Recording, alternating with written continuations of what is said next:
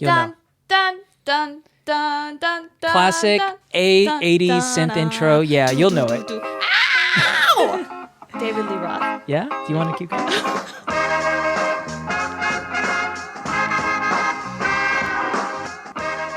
Hello, everybody, and welcome to the Halfie Project podcast. My name is Becky. Sitting on the couch right next to me is Cedric Skysetti. Welcome back to the show, sir.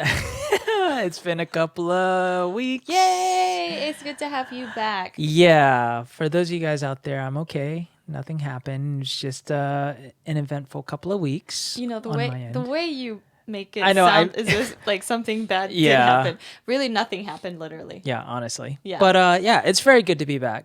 Yes. It really is. It's much better having somebody else, honestly. Well, it's much better having you.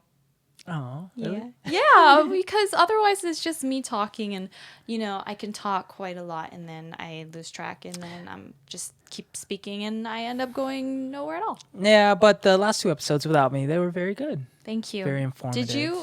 Did you listen to them? I did. Oh, we're happy you're back and we're happy you listeners are back as well because today's episode is somewhat of a tribute. I think, more than an educational episode or more than breaking apart some kind of construct or historical fact or anything like that. Today is more of a tribute to a specific person. And who might that person be? Well, it is the late Eddie Van Halen. Yeah. Yeah, so if this seems so out of left field for you, it really does make sense. Yes. It does align with this podcast because he is actually a fellow Halfie. Yeah. Which I had zero idea. I didn't know that either. Yeah. And I mean, he's not Korean, but we'll get more into who he was and his history. But yes, he does belong on this podcast, and it's so cool that we get to talk about him. And I learned a whole lot about this guitarist, musician, genius, virtuoso. All of those terms will suit Eddie Van Halen. But I learned a whole lot about him and about the group Van Halen. And what's weird is I actually used to listen to one of their songs. It was, I think, their only song that won a Grammy. I think it was nominated. I don't know if they won. Oh, they didn't actually win. Well, I'm not sure, but yeah. Okay. Nice looking into that. But I know it was in the top 100 on the Billboard. Yeah. And I used to listen to their song Jump all the time. Okay, let me tell you a quick story. So when I was in middle school, there was a guy whose name was, I'm not going to say it here, but he liked me.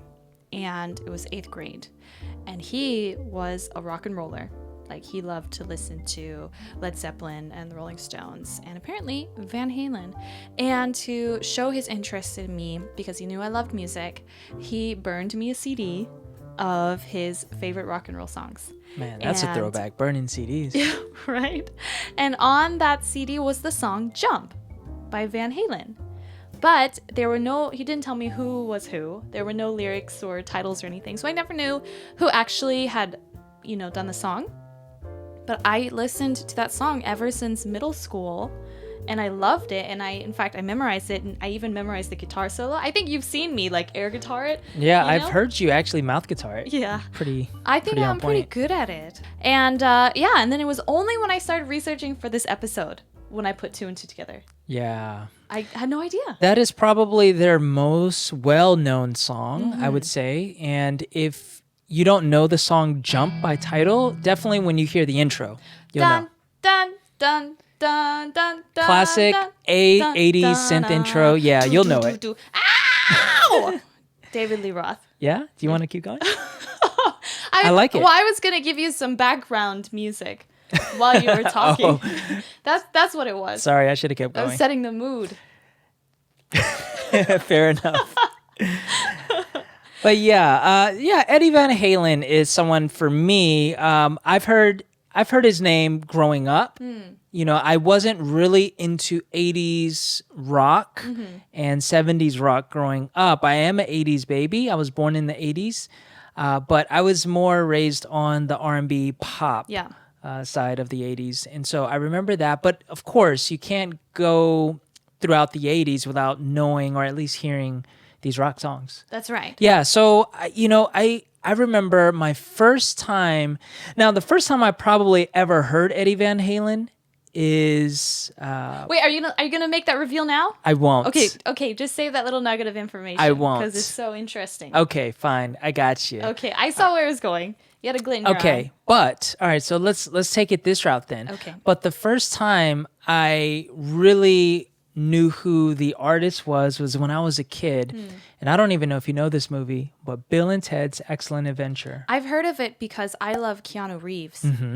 Yeah, I guess that's one of his like earlier or first movies. I'm not sure, but anyways, I was a fan of that movie. Like there was like one or two, or maybe two or three different Bill and Ted's, and I remember, I believe it was the first one maybe, where the Bill and Ted, they were like best friends, and they were just these like high school rocker dudes. It's like, yeah, cool, bro, like that sort of like personality, and they made a band called Wild Stallions.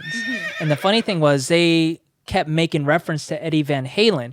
And so that's where I remember the name, and it just stuck with me ever since then. But it's really funny.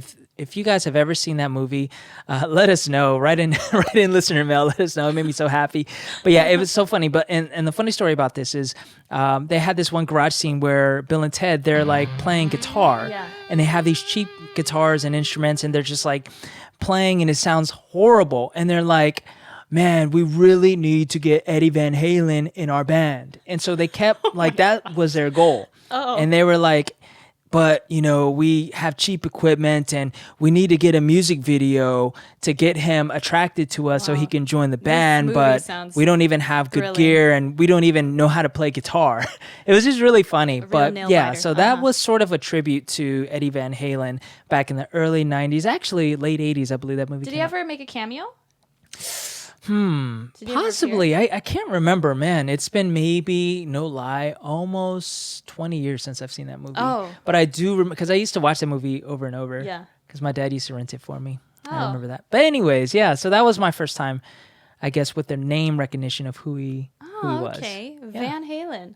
So I think actually, I wouldn't be surprised if a lot of people know the group Van Halen, but maybe didn't actually know Eddie Van Halen or Alex Van Halen, right? Maybe, of course, diehard fans or people who could see past David Lee Roth's incredible stage presence to see who the drummer and the guitarist was. But I think maybe common knowledge, people would know Van Halen itself. But the band was obviously named after the brothers who started the group, Alex Van Halen and Eddie Van Halen, or Edward Ludwig Van Halen.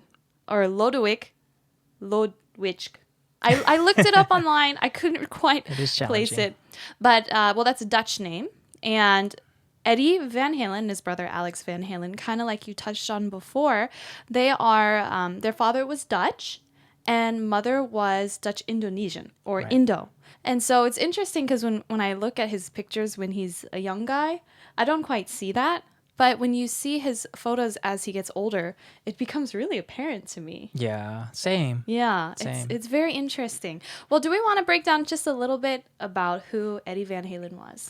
Yeah, sure. So just a little bit of background knowledge. He was born in 1955, just to kind of give you a little bit of an idea of how old he was. So he was, I believe, 65 at the time of his passing last week. And he was, as mentioned, born in Amsterdam in the Netherlands. And as a kid, they actually migrated or immigrated over to the United States in California, more specifically Pasadena. And the cool thing was his dad was actually a musician as well. Yeah. Yeah, so he was a Dutch jazz pianist. He also played the clarinet and the saxophone. Yeah, so he comes from a musical family. Yeah. And the funny thing is, growing up as a young kid, I believe Eddie and Alex, the brothers, were both put into piano lessons. And their parents, specifically the dad, wanted them to be jazz pianists. Yeah. But of course, rock and roll was the new rave at the time. So they wanted to stick with rock and roll. Well, it's interesting because I myself would say that background in jazz music and piano had a direct influence on how Eddie played. people make Sure. references to the way he plays guitar and the scales and the arpeggios and just how clear and precise his playing was. Obviously, he was very skilled. Let's say he practiced relentlessly. But I imagine having that kind of background in jazz music probably affected or influenced the way he heard things or the way he played his guitar solos. I noticed this in his guitar solo Eruption. In Eruption, did you take a listen to it?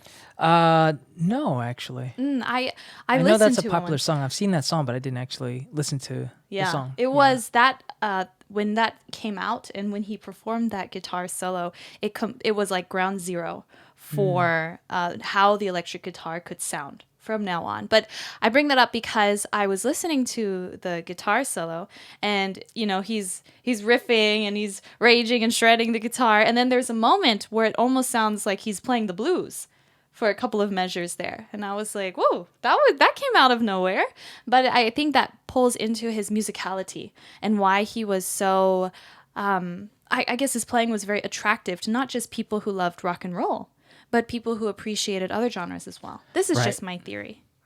Yeah, that's a great theory. Another thing that I read as I was looking up about his life and just his upbringing is when it comes to the piano lessons, he was never able to really read music. So he never focused Isn't on that. Interesting. Yeah, so he learned a lot through just listening and watching. And this is where I can relate because I'm actually a musician myself. Yes. And though I can read basic music, I mean like music reading 101, that's it. Yeah. I can't sight read anything that's complicated. It would take me a long time. So I focus more on playing by ear and I learn by watching and listening. And so I can relate to that. And the funny connection that I made was because of the jazz background of his father, I'm sure his influences of what he heard growing up. He began to, with the piano recitals, he actually would, with the classical music, improvise. Oh, really? Yeah, so Oh, with I love classical that. music, to my knowledge, you don't really improvise. No, You're no. stuck to the sheet and the dynamics on the sheet music. But because he couldn't read it, he just improvised, which you can see a direct correlation to when he, became a well-known guitarist. He was able to improvise. Whenever he played his solos on stage, he never played it exactly the same. Yeah. Yeah. Yeah, you make a great point with that. I find that very fascinating because I'm a sight reader. Like, I read music and I have a very hard time putting chords together. I just don't understand it, as you know, because I sometimes call you in frustration about that. But I think that's amazing, and I think that does have to lend a bit to his musical genius and in a way legendary playing, because it's like, wow, he hits it on the mark every time, but it's different. And I love to appreciate those kind of musicians. Yeah. I really do. This I can't believe that I wasn't so aware of Eddie Van Halen before. I could totally believe it because, Oh, wow. I mean, You're right. I was a You're- couple generations behind, as was. Yeah, you barely knew who Michael Jackson was. Okay. But Do you we have won't to go bring there. this every time up? Okay. But let's go back a little bit still. So Eddie and his older brother Alex, they were naturalized as U.S. citizens. And I'm not really sure about his parents. So I just want to talk just briefly into his mom, Eugenia. So she was called Indo. And Indo is a generalized term for Eurasian who was born or connected to Indonesia, the Dutch-Indonesian Isle. Dutch East Indies, which now is called Indonesia. Right. And so typically, Indos at that time would have Dutch citizenship, but I'm not so sure in her case. I mean, I assume so, right? Yeah, I mean, because it was a Dutch colony at the time. Right. So I assume so as well. Yeah. But the boys, we know they were naturalized as U.S. citizens. But this doesn't seem to have ended, or maybe it was honestly just the beginning of some hardships that they faced as being mixed race. Right. Yeah. So this is where I think a lot of us who are listening, and Becky and I, of course, we can really relate because growing up, and this is again something that I wasn't even aware of because I didn't even know he was mixed. But after coming to the States, he would get made fun of, him and his brother Alex, specifically in the schools that they attended. And I was reading up on a recollection, and I think this was, correct me if I'm wrong, I think this is Roth telling the story. Maybe not even that long ago. Of the hardships that he would face, and he would get made fun of and bullied. And not Roth, but yes, the Van Halen boys. Yes, yeah, he's mentioning that the Van Halen boys would get made fun of because of their mixed race ancestry. And the thing is, in the 60s and early 70s, this was quite common for people who are different to be made fun of. And this is also during the time where segregation was still intact.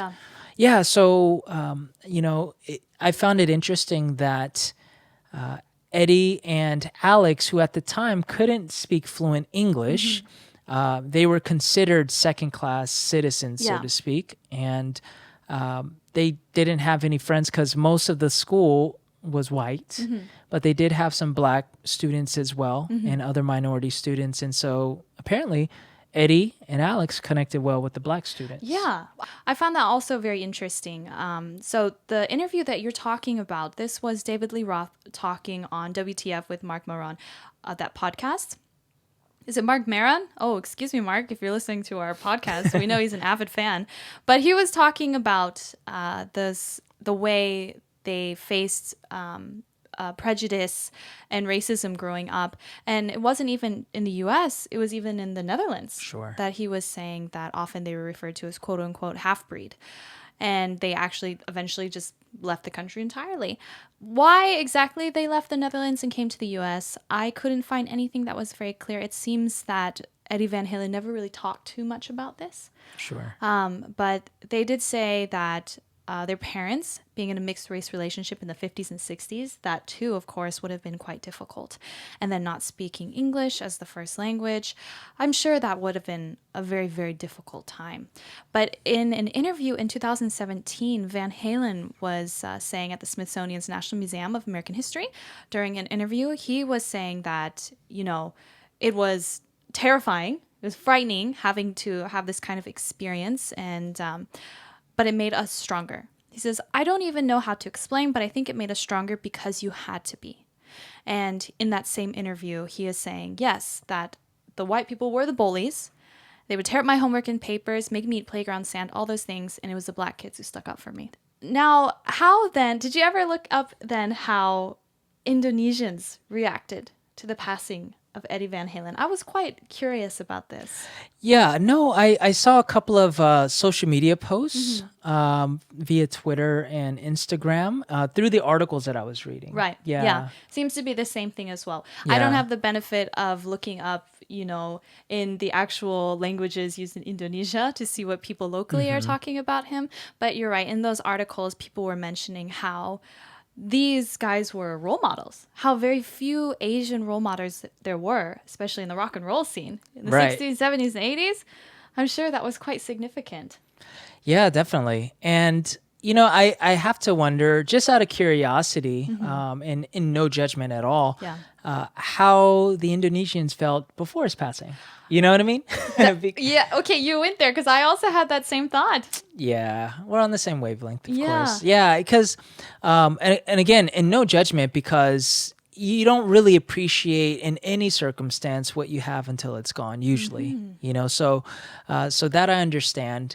And maybe a lot of people in Indonesia didn't even know. I'm not sure. But But anyways, I'm just kind of speculating. But I'm just wondering because I find it very similar in the context of Korea. Whenever... Gosh, you are on the same mind waves. I feel like I'm sending them to your brain right now. Yeah, and there are countless situations, but of course, the example of Heinz Ward, I guess it was over a decade ago now. But Korea was singing his praises when he, I guess, and, I'm not a big sports fan, guys, so I'm sorry. We did not see that. But I think he won a championship that year, or he was MVP, or both. But anyways, at that point, he's half black, half Korean. Like Korea was all about Heinz Ward that year. Yeah, so nothing wrong with that. I find it encouraging, at least, that they do that. Yes. But, it'd be nice to be appreciated if you're just normal. You don't win awards or you're not the best guitarist in the world. Right. How far do you have to go to be celebrated by your own people? This is something that I think makes people feel uncomfortable sometimes to address that, but it does seem to be the case, especially when you look at a lot of celebrity mixed race people or sportsmen, for example, and sportswomen, when before they are, celebrated for their achievements, they are sort of, they're not part of our country. Like, they don't represent us. That's crazy. But then suddenly when they do something that's worth celebrating or praiseworthy, then the country rushes to accept them as their own. And we're not saying this to belittle other countries that might do that to people of mixed race. It's just a fact, a natural fact, an unfortunate natural fact. And I also was curious to see how historically, or if we look back just a bit, people in Indonesia viewed Van Halen. Right. Yeah, because it wasn't broadcasted that they were mixed race. Maybe people didn't really know. Right. Who knows? Maybe we could, look into it more and find out. But as of right now, I'm not really sure. Because again, I didn't even know. If we have any Indonesian listeners or some avid rock and roll fans, let us know if you guys know any more about that. Well, what I wanted to do, I think, because I don't want to end this on talking about all of his past, obviously. Sure. I also want to celebrate the man that he was and the legacy that he leaves behind. And so just some things that I thought we could just talk about, some of his amazing accomplishments, and just wrap it up there as our tribute to Eddie Van Halen. Sure. Yes. So I'll give some facts. You give some facts. You want tic-tac back and forth like that? Okay. Let's do it. Let's just say this. In the early 1980s, Van Halen was one of the most successful rock acts of all time. And it had to do, of course, with their incredible musical skills. And then it had to do with their outrageous personalities. David Lee Roth, if you've seen him perform, I swear he's kicking me in the face through the screen. That's how it feels, seeing his incredible energy. They all had something special. Like, you can see Eddie Van Halen just smiling. The whole time he's playing, he's just smiling, and he looks like he's having a great time. And they all have that something that just made rock and roll so much fun. Right. Yeah. Another thing about Eddie is he's the inventor of 3 different patents. And so not only was he a musical genius, but he also came up with the following patents. One is a folding prop to support a guitar in a flat position. So I'm not quite sure exactly what that is, but it sounds like it's something that's physical, maybe a tool to help with, I don't know, propping the guitar or playing the guitar. Another one is a tension adjusting tailpiece. And I find this to be cool because I think it has to do with the body of the guitar and the little whammy bar. Wow. Yeah, I don't know if you've seen an electric guitar, but some guitars do have like the little bar where you can like kind of like wiggle it. I don't know if wiggle's the right word. But it's a tension bar, so it sort of bends the strings, so it gives it like what you did. Yeah, like the wang. Wow, wow, wow, wow. Yeah, so it kind of gives it an out of tune sort of sound and then puts it back into tune. So I think it has something to do with that. And then he also invented a patent for an ornamental design for a headstock. Yeah. He was always in an endless pursuit of that sound that he was thinking. I'm sure he heard it in his head. He's like, that's the sound I want. And he was just trying to make the equipment available to him work to make that sound. Right. And he had mentioned in an interview somewhere that he called it brown sound, that organic, it's warm, it's alive. It is electrifying in a way, but it feels so real. Like the sound envelops you as opposed to like drills into your ear, right? Van Halen had that kind of sound. And I think Eddie was always looking for that. And so he was making things like this. He was an innovator. And he even had his own guitar that he just kind of pieced together. It had a certain name like Frankenstein or something like that to make it sound like he wanted it to sound. Right. So I can imagine that every other guitarist was like, what is this? How do you make that sound? And so you can really hear it all showcased on his solo, I would say, Eruption. That one, which came out in 1978. And you can see also this is where he's showcasing that technique of tapping, Yeah. which is like tapping on the fretboard. Yes. I think it makes you faster and it makes you more precise. But I mean, what do I know? I'm no Van Halen. Yeah, I just remember, growing up playing in bands here and there as a high schooler. Like, Did you ever play electric guitar? no, well, I have, Yeah. like, to fill in, but I wouldn't consider myself electric guitarist by any means. I was more acoustic guitar, but I knew the basics, and I sort of understood how, like, pedal boards worked. Yeah, so it was fun. I definitely envied electric guitarists growing up, but in order to get that perfect, clean sound, I do also understand that you have to put in the money.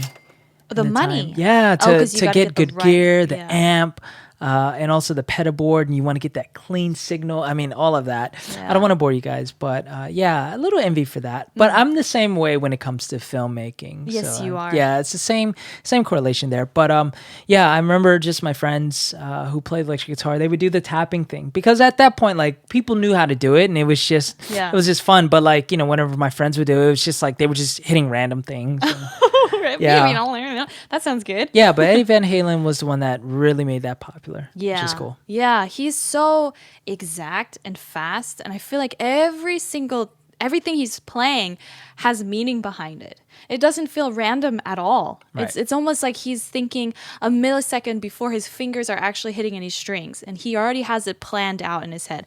I am totally projecting what Eddie Van Halen did when he was playing music, but this is how it sounds to me. Sure. Like he was so fast and quick and knew just with his own skin and fingers, like, this is gonna be awesome. Fair enough. Yeah. Yeah. I'm that's sure how it that was the sounds. case. I have one final fact, Okay. and I'm going to end it with this, at least for me. And it's that the greatest collaboration in history happened. And we're not even talking about just musically, like the greatest collaboration Just ever. ever. When Eddie Van Halen and Michael Jackson collaborated on Beat It. Yeah. So yeah, Eddie Van Halen was actually the guitar solo on Beat It. I don't know if he played the other parts, but I would imagine he was just a Yeah, I soloist. think he just did that solo bit. Yeah. So the just an iconic solo, and that was probably the first time I've ever remember hearing Eddie Van Halen's work because I was a little kid, Yeah. when I first was exposed to that. So I didn't even know who he was. Yeah. I just knew it was a banging guitar solo. Isn't So yeah, genius. He did that. He wasn't paid for it. He did that as a favor to Quincy Jones, who was, of course, the producer. And so the way I envisioned it is that Quincy is like, "Hey, Eddie, you want to just pop into the studio for a minute? I got a little project that I need your help with." And then he was like, "Sure, Quincy, yeah, whatever you want, man." Then he just went in there, happened to have his guitar, and Michael was like, "Oh, hey, man, I'd really love for you to play some rockin' tunes on my new song." And he'd be like, "Who's this kid?" "Okay." And as if he didn't know who Michael Jackson was at that point. And then he's like, "All right, bye, guys." Left the studio, and he's like, "No one's gonna know that wasn't me." And then, according to an actual interview, he did say that he was like, "All right, who's gonna find out that I played on this record?" And then it becomes the biggest, the record of the year. Did you say the top selling? Yeah, it's a top selling album of all time, I believe. All time. Of all time. Of course, Michael Jackson's top selling. Yeah. But man, yeah, worldwide. Yes. The and Thriller album. One of the most famous rock guitar solos ever. Ever. How cool is that? So cool. So cool. Well, I just wanted to wrap this up with a quote from the tribute written from The Vulture. There's no way that I could put into words the immensity of his impact, Eddie Van Halen, on music and the generations that followed him of aspiring musicians. People, apparently, according to those Twitter messages, mixed race kids who are looking into music, and just what he did and the legacy that he's left behind. But this is just a quote from The Vulture, and it says, "He was self-taught and self-made, a Dutch-Indonesian immigrant who altered the course of music history by force of ever-lit style and restless forward thinking, who met the future excitedly, impressed by the possibilities. Van Halen's gone, but the seeds he planted are thriving. The sounds he made are timeless. And that is Eddie Van Halen, the grinning guitar god for a rock generation. Love it. Rest in glory.